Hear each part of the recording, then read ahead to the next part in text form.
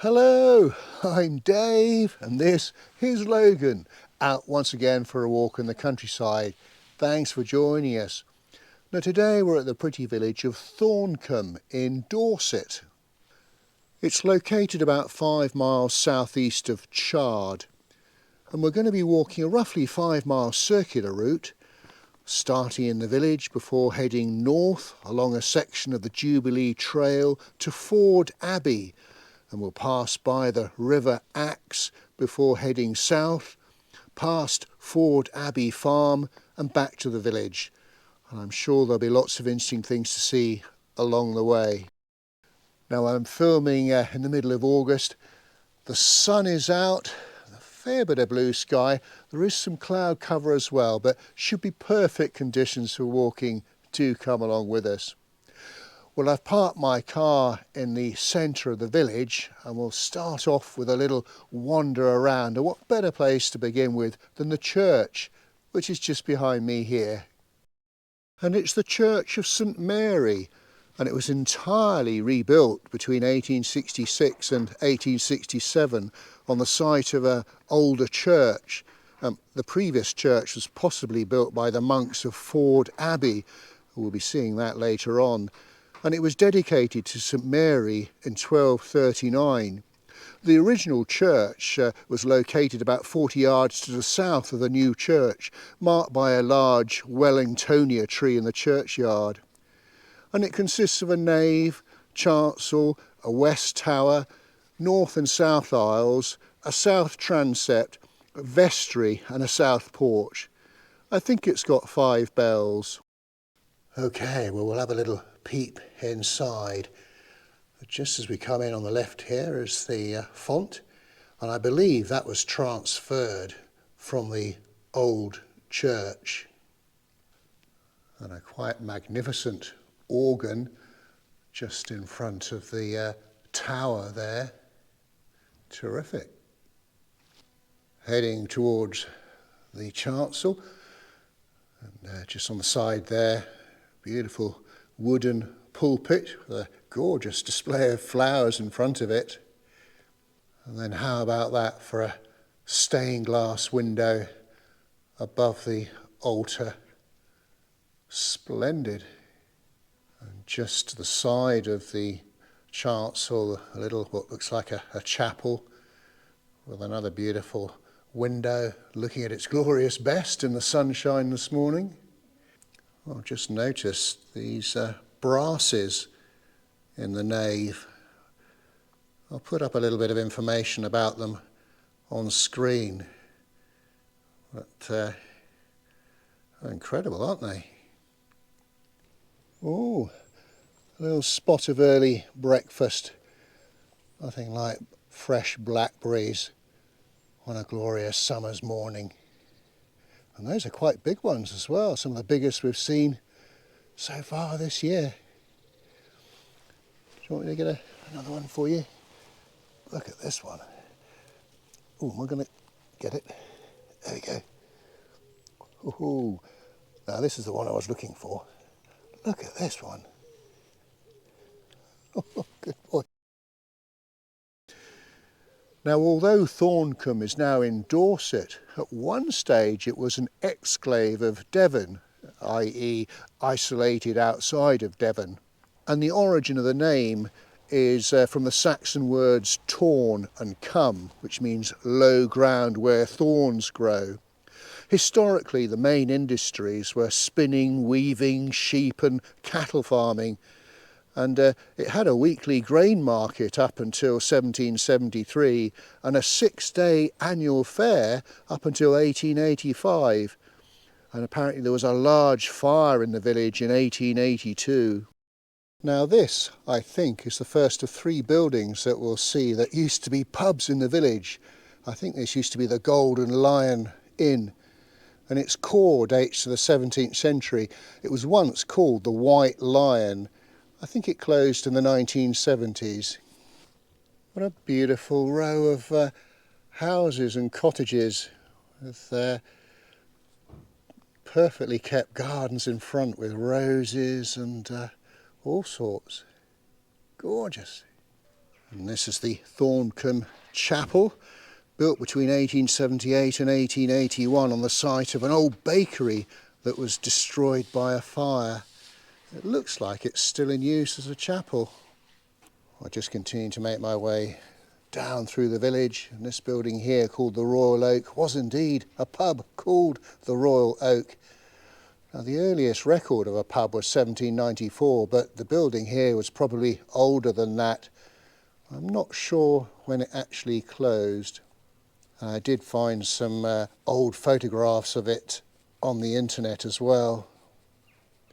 And the building opposite the Royal Oak, that now looks like it's a workshop, was a shop in the past. It's got 17th century core to it with 18th century additions. And again, I found some lovely photos on the internet of when it was a shop in years gone by. This looks like this was the old bakery, looking at the sign outside. It looks like it's got an old advert, Lion's Tea sold here. Brilliant. And then right at the bottom of the hill is the third building that used to be a pub, the Crown Inn. I believe it all dates back to the 18th century or even earlier, but it closed as a pub in 1941. So I can just about see it over the hedge. I love the thatch roof. Well, what a pretty little village Thorncombe is. Okay, we're now going to head out into the countryside, initially taking a footpath from the sort of northeast side of the village. We're actually going to be part of the Jubilee Trail.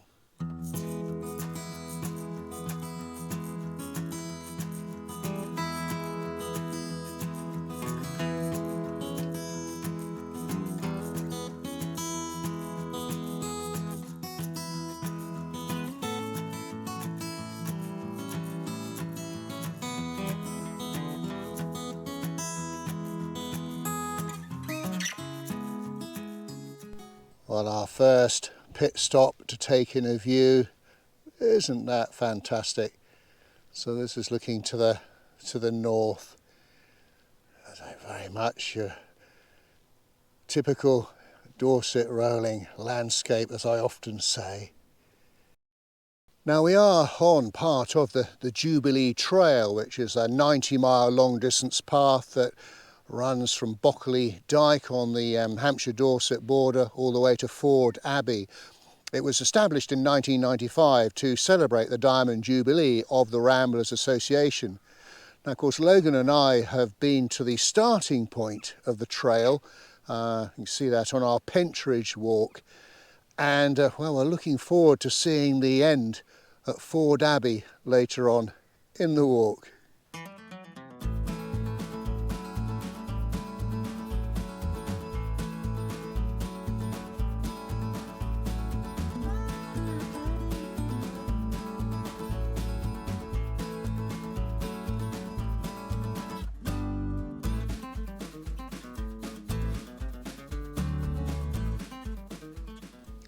Another little pit stop.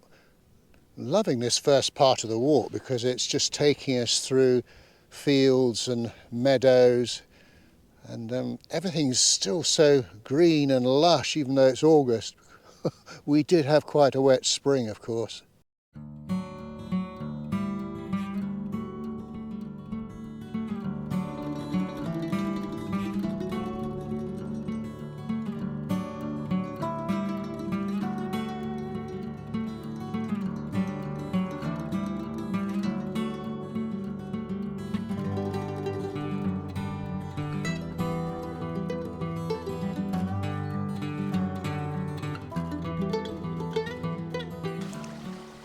A little dog dip early on in the walk, so it's not too hot today, sort of perfect temperature really, but he always likes to get his feet wet just to cool down.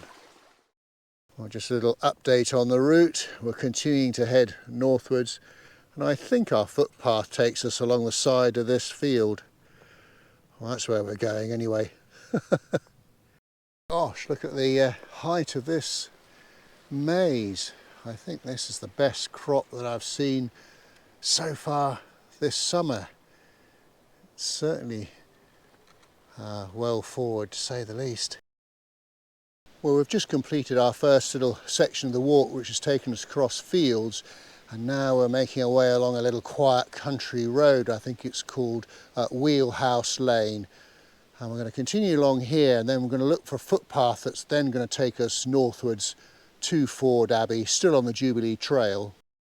This is the footpath sign I was looking for at Forde Grange Farm. We're not going to be able to see, but the house there has got origins to the 16th century apparently.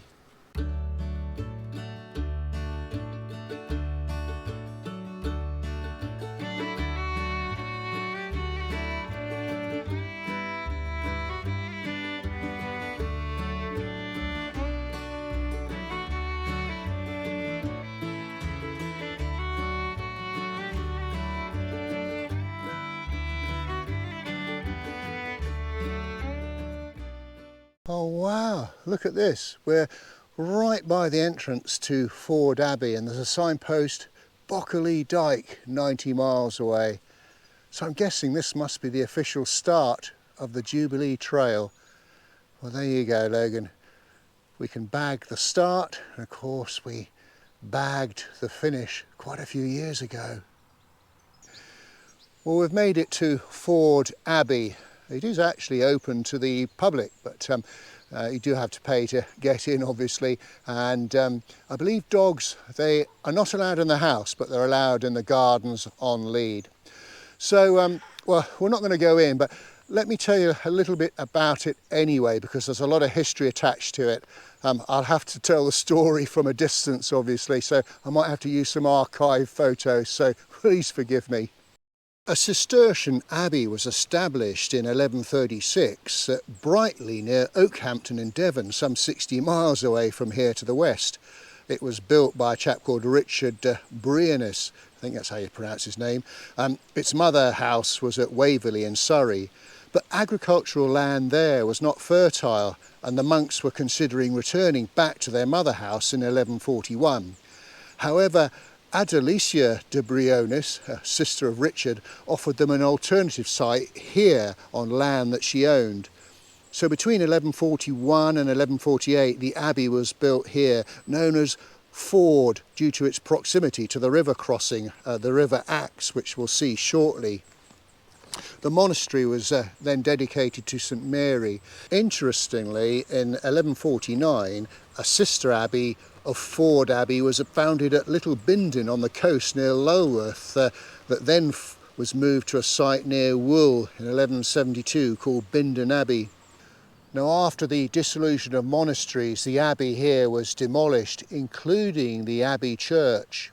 It passed peacefully to the Crown and then leased to Richard Pollard, and has had many owners since. Now, the whole estate was converted to a country house in 1649, and it had extensive alterations in the 18th and 20th centuries.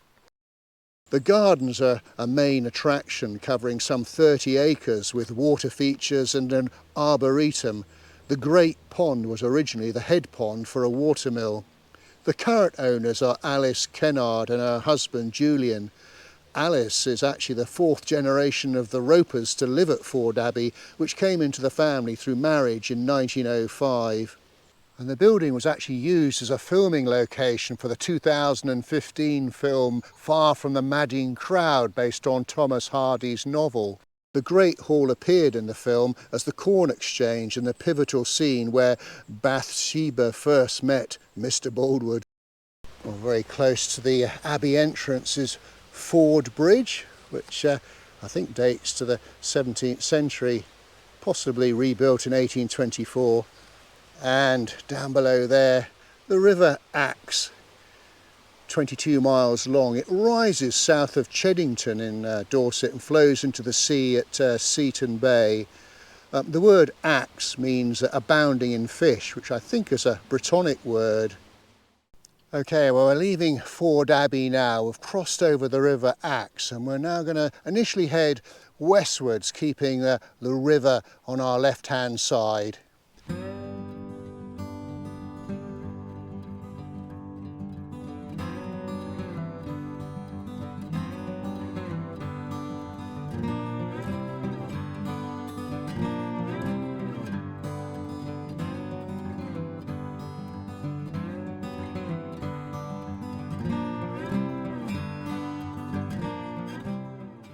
The River Axe is certainly looking very peaceful and serene today on a glorious summer's day.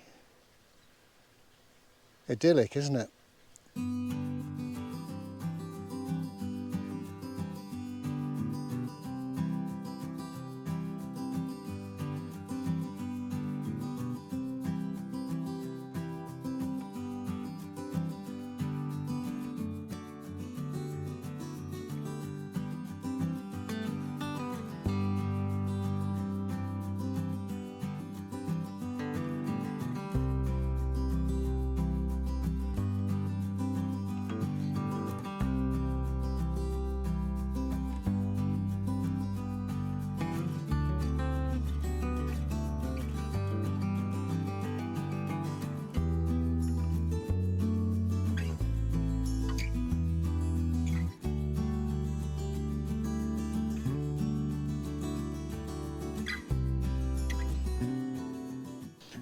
Well, this is as far west as we're going on the walk, and we say goodbye to the River Axe, which is flowing behind me, and we're now going to start heading southwards, joining up with something called the Liberty Trail, I believe.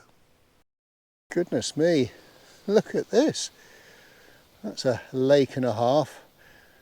It's got sort of a man-made look about it, hasn't it? So I'm wondering if it's fairly modern fishing lake, perhaps, I don't know. But the footpath we're on sort of circumnavigates it. Now we are on a section of the Liberty Trail now, which is a 28-mile long distance path that goes from Ham in Somerset all the way to Lyme Regis in Dorset. And it's based on stories of 6 rebels from various villages who made their way to Lyme Regis to join the Monmouth Rebellion in 1685.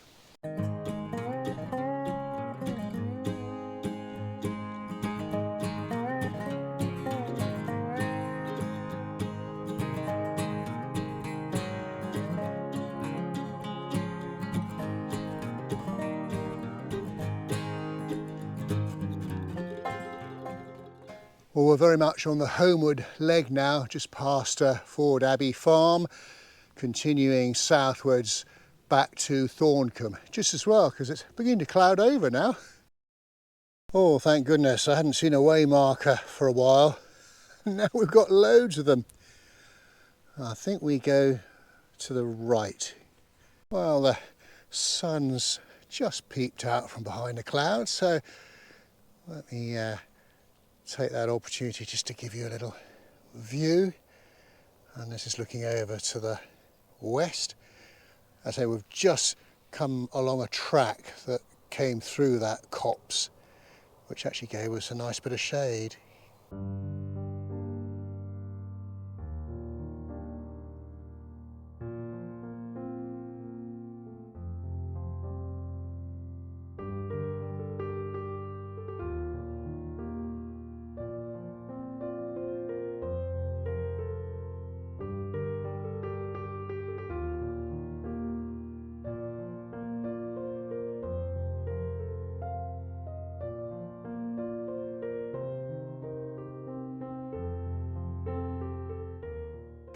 Well, we're nearly back at Thorncombe now, and we've crossed a little road. You can go back on the road, but there is a footpath which we're taking. Yet another path that takes us through a crop of maize. It's good fun. Now this is one of those views that a professional photographer would absolutely love.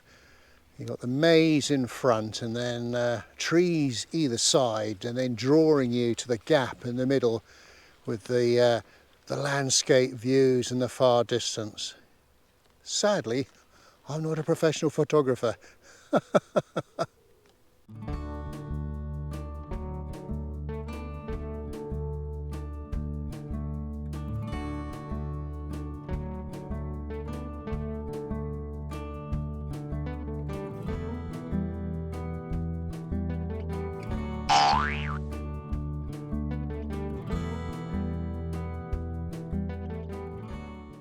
We're just about to come back into Thorncombe and back to the car.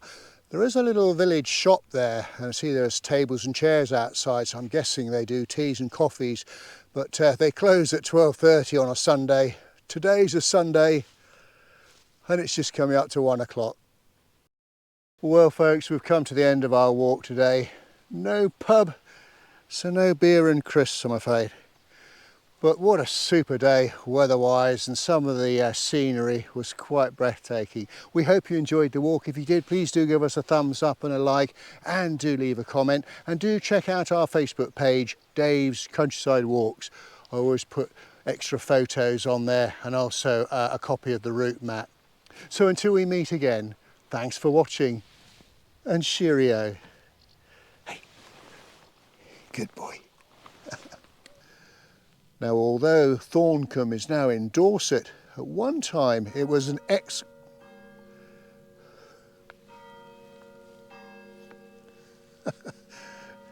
What a beautiful way to be interrupted.